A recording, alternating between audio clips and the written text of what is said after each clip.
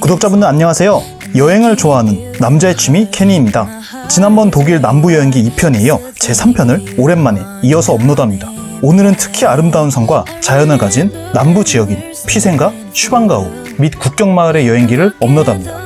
세계적으로 유명한 관광지인 피센과 슈방가우 지역에는 어떤 볼거리들이 우리를 기다리고 있을까요? 본격적인 영상 시작 전에 좋아요 한 번씩만 눌러주세요. 이른 아침 7시 미넨 중앙역으로 가서 바이에른주 남부 지역에서 사용할 티켓을 구매했습니다. 보시는 이런 기기에서 티켓을 살 수 있습니다. 시간에 맞춰 피센으로 가는 열차에 탑승. 피센으로 가는 독일 남부는 대부분이 넓은 평야였습니다. 보시는 것처럼 푸른 들판과 언덕, 맑은 하늘이 어우러져 아름다운 풍경을 만듭니다. 작은 소도시들과 마을을 지나가는데 모든 곳들이 평화롭고 아름다웠습니다. 2시간 정도만 가면 피센 기차역에 도착합니다. 이른 아침이었지만 관광객들이 벌써부터 많습니다. 역시 세계적인 관광지답네요. 오늘 날씨가 정말 깨끗하고 최고입니다. 날을 잘 잡았어요. 역전에는 작은 기념품 가게가 하나 있고 이곳을 지나 밖으로 나가시면 이렇게 넓은 광장 비슷한 공간이 나오는데 저기 앞쪽에 슈방가우 관광지역으로 가는 버스 승강장이 있습니다. 버스는 주기적으로 운행되지만 관광객들이 워낙 많아서 조금만 늦어도 긴 대기줄을 기다리셔야 합니다. 되도록이면 서두르시는 걸 추천드려요. 슈방가우 지역으로 버스를 타고 이동하면서도 양옆의 유리창을 통해 아름다운 시골 마을과 자연의 풍경을 보실 수 있습니다. 버스에서 내리면 호헨슈방가우 관광 안내소가 있는 작은 정류장 건물 앞에 내리시게 됩니다. 보시는 것처럼 아침이지만 관광객이 엄청 많습니다. 이 주변은 관광지지만 시골 알프스 마을 느낌이라 시간이 된다면 저처럼 천천히 걸으면서 마을 구경을 하시는 것도 좋습니다. 집들도 아기자기하고 예쁘답니다. 이곳에서 노이슈반슈타인 성으로 가는 마차를 탈 수도 있지만 저는 마차는 그리 선호하진 않아서 앉아서 버스를 타고 편하게 가기 위해 다시 조금 걸어갔습니다. 마을을 걸으며 이렇게 찍어보았습니다. 정말 평화로운 풍경이죠? 화면에 보이시는 노란 건물은 호헨슈방가우 성입니다. 저는 노이슈반슈타인 성에 먼저 갈 것이라서 저 성은 나중에 보여드리려고 합니다. 이곳 정류장에서 성으로 향하는 버스를 기다리고 있습니다. 보시는 것처럼 엄청난 인파가 대기를 하고 있어서 많이 기다리셔야 돼요. 저도 나름 서두른 편에 속했지만 여기에서만 30분 이상은 기다렸던 것 같습니다. 참고로 티켓은 이렇게 생겼습니다. 이곳에서 올려다보는 슈방가우 성도 멋지네요. 버스는 성이 위치한 산중에서 멈추게 됩니다. 정말 말 그대로 산속 한가운데서 내려준답니다. 트레킹을 해서 이곳까지 걸어오시는 강철 체력인 분들도 있는 것 같더라고요. 성까지는 이곳에서 10분 정도 걸으시면 되는데 산림욕까지 할 수 있어서 더 몸이 건강해지는 기분이었습니다. 걷다 보면 도중에 한 다리가 나타나는데 이곳이 성의 전체 모습을 예술적인 각도에서 볼 수 있다는 바로 그 마리엔 다리입니다. 자, 그럼 세상에서 가장 아름다운 성이라고도 불리는 디즈니 성의 모티브가 된 노이슈반슈타인 성의 모습을 감상하시죠. 정말 아름다운 모습이죠? 오늘 날씨가 맑고 깨끗해서 성의 온전한 모습은 물론 푸른 하늘을 배경으로 저 멀리 초원과 피센 지역의 마을까지 한눈에 들어오네요. 노이슈반슈타인 성에 관해 간략하게 말씀을 드리자면 1892년 루트비 2세가 지은 로마네스크 양식의 성으로서 그 아름다움으로 많은 예술적 영감을 사람들에게 주기도 했던 독일 남부의 대표적인 랜드마크입니다. 매년 수백만 명의 관광객들이 방문하고요. 이곳에 방문하기 위해 독일을 찾는 사람들이 가장 많을 정도로 핵심 관광지입니다. 성뿐만 아니라 여러 갈래의 산책로와 연결되기도 하며 하이킹을 하거나 트레킹을 하거나 여러 뷰포인트들에서 이렇게 시원한 경치도 감상하실 수 있습니다. 멀리서 봤을 때는 체감을 그렇게 하지 못했는데 이렇게 바로 아래에서 성을 올려다보니 예상했던 것보다 훨씬 크고 웅장했습니다. 이런 계곡과 절벽 위에 어떻게 큰 성을 건설했는지 궁금하기도 했고 경이롭기도 했습니다. 구독자분들에게 맑고 깨끗한 하늘과 함께 보여드려서 행복했습니다. 지금 보이시는 이 붉은 문은 바로 성의 정문입니다. 저도 내부로 들어가 관람을 했었는데 아쉽게도 성의 내부는 촬영에 금지해서 제가 직접 찍을 수는 없었고 이렇게 인터넷에 공개된 사진들로만 보여드립니다. 내부 투어 가이드를 신청해서 입장하면 화려한 내부를 감상하실 수 있어서 미리 예약하시는 걸 추천드립니다. 여기까지 와서 내부를 안 보기엔 좀 아쉽잖아요? 이 성을 중심으로 주변의 모든 곳은 뷰포인트이며 모든 곳이 포토스팟입니다. 정말 동화 속에 들어가 성의 주인이 되는 착각을 불러올 정도로 기억에 남는 관광지였습니다. 성의 반대편에서 바라봐도 예술이고요. 그 옆에는 기념품 가게도 위치해서 원하는 걸 구매하셔도 되겠습니다. 가격은 좀 비싸긴 합니다. 저는 엽서 몇 장만 샀던 것 같네요. 마지막 활용 점정으로 절벽 난간 끝에서 이렇게 피센의 푸른 평야를 내려다보는 것도 노이슈반슈타인 주변의 관광은 마무리됩니다. 자, 산을 이제 내려가 봅니다. 이 근방에서 두 번째로 유명한 아까 보여드렸던 이 호헨슈방가우 성으로 가보겠습니다. 호헨슈방가오 성은 언덕과 계단을 조금 가파르게 올라가야 합니다. 체력적으로 크게 무리가 올 정도는 아니지만 여행의 피로가 많이 쌓이셨거나 무릎이 좋지 않은 분들에게는 많이 피곤하실 수도 있으니 참고하세요.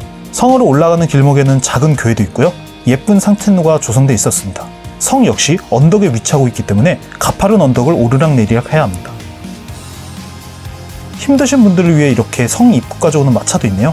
저는 타보지는 못했지만 마을에서부터 마차로 편하게 오면서 감성을 느끼시는 것도 진귀한 경험이 될 수 있겠네요.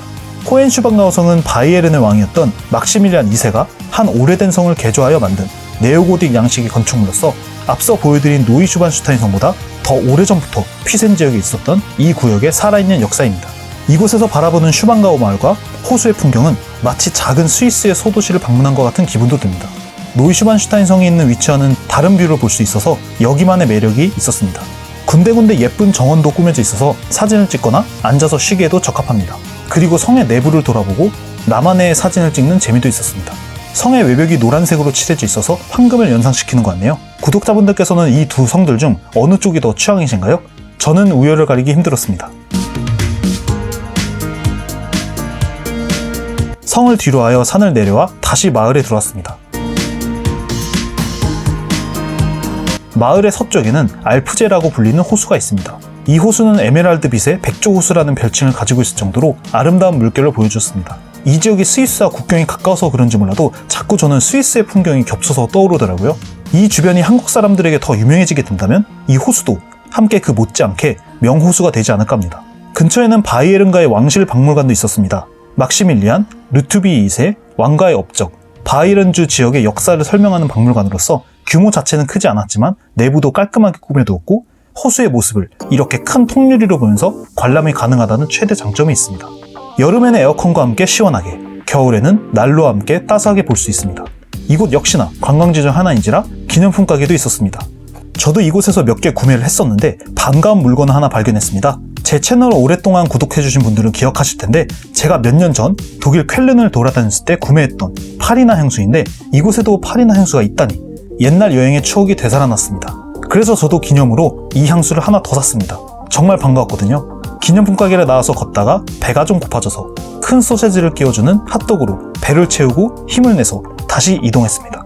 슈방가오 지역을 이제 떠나서 다시 피센 중앙역 쪽으로 건너왔습니다. 기차를 타고 뮌헨으로 가기 전에 시간이 좀 남아서 피센 마을을 한번 돌아보려고 합니다. 피센은 사실 큰 규모의 도시는 아니지만 오스트리아와 국경을 가깝게 맞대고 있어서 그런지 조용하고 한적한 시골 마을의 느낌이 들기에 구석구석 길목을 걸어다니며 현지인들을 구경하는 것도 재밌었습니다. 마을을 걷다 보면 이렇게 건물들이 대체로 크기가 작고 아기자기하고 색상도 예쁜 게 동유럽 감성을 느낄 수 있습니다. 헝가리, 오스트리아, 슬로바키아와 같은 소도시들을 걸어다니는 것 같은 기분도 들고 제 마음도 평안해졌습니다. 광장에는 분수와 조각상도 있었고 세세하게 둘러보면 자그마한 볼거리들이 있답니다. 지금 보여드린 이 세인트 망, 키르의 천주교 성당도 그 중 하나입니다. 피센 마을 남부에 위치한 이 성당도 상대적으로 다른 대도시의 성당들보다 작을 뿐이지 그래도 깔끔하고 정결한 분위기의 내부와 장식, 그리고 멋진 돔도 이렇게 가지고 있습니다. 참고로 이곳은 피센 마을의 숨겨진 성으로 향하는 길목이기도 합니다. 입구 쪽에서 보니 옆에 성곽도 보이네요. 살짝 가파른 언덕을 올라가면서 마을을 내려다보며 걷다 보면 어느덧 언덕 꼭대기에 있는 한 성에 다다르게 됩니다. 이 성은 관광객들에게는 잘 알려져 있지 않지만 규모도 크고 성곽도 멋지고요.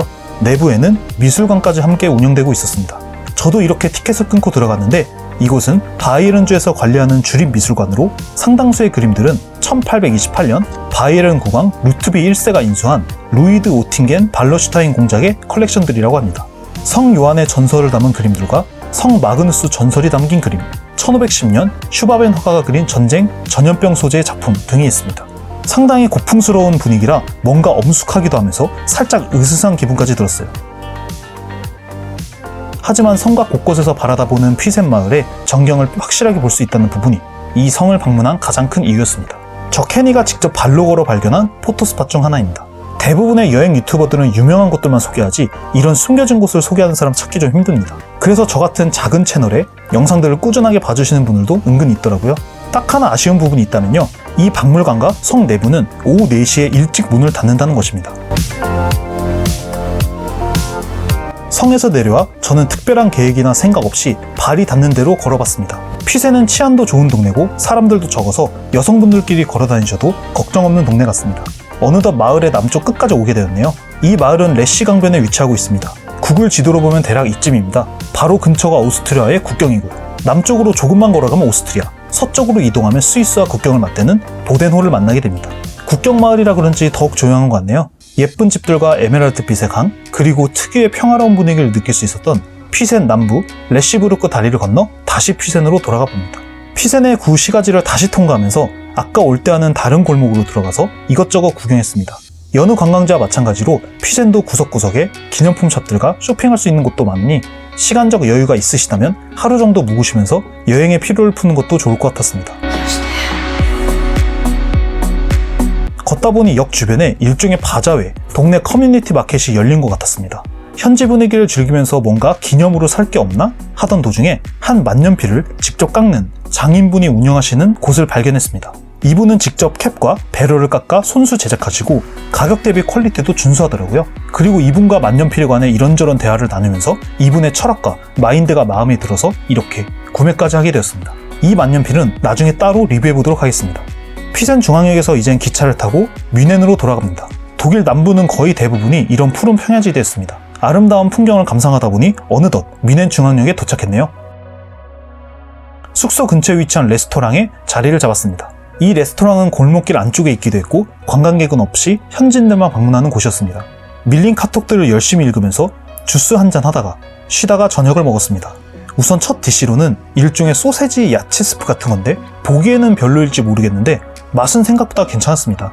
양도 많았고 소세지의 식감도 괜찮았고 따스하게 속을 가라앉아서 해장으로도 좋을 것 같네요. 다음 메인 디시로는 소고기 굴라시 비슷한 메뉴였습니다. 고기의 양도 많았고 이렇게 보시는 것처럼 감자를 으깬 볼도 큼지막하게 들어있어서 뱃속도 엄청 든든했어요.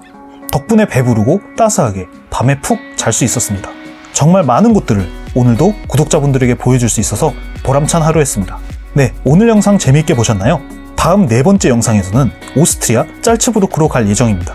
사운드 오브 뮤직의 배경인 미라벨 궁전, 오스트리아 거장 모차르트의 생가는 물론 경이로운 대성당까지 짤츠부르크의 다양한 모습이 담긴 다음 영상도 많은 기대 부탁드립니다. 네, 긴 영상 시청해주셔서 감사드리고요. 저는 다음 영상으로 인사드리겠습니다. 켄이었습니다. 감사합니다.